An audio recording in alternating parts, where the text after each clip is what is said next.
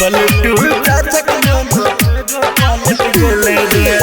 BJP नया कोनो साजिश रचलकै, नीतीश चाचा के बात में फुसलकै भैया रे।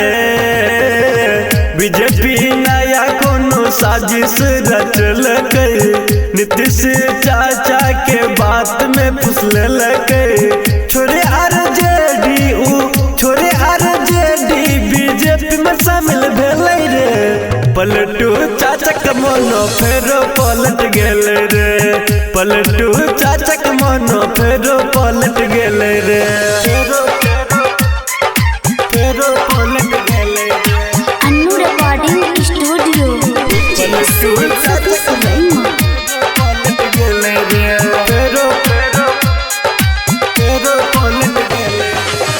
विधानसभा में मचल छै हाहाकार रे।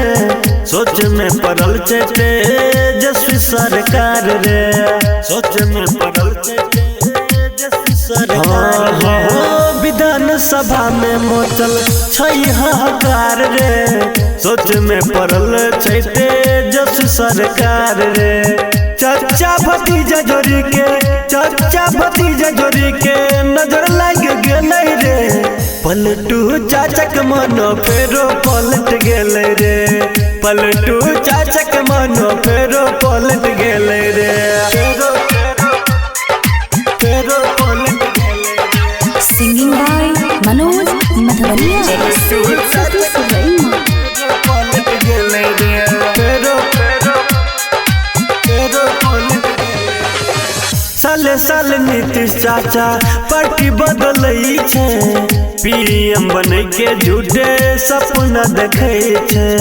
पीएम बने के झूठे सपना देखे। साले साल नीतीश चाचा पार्टी बदलै छै।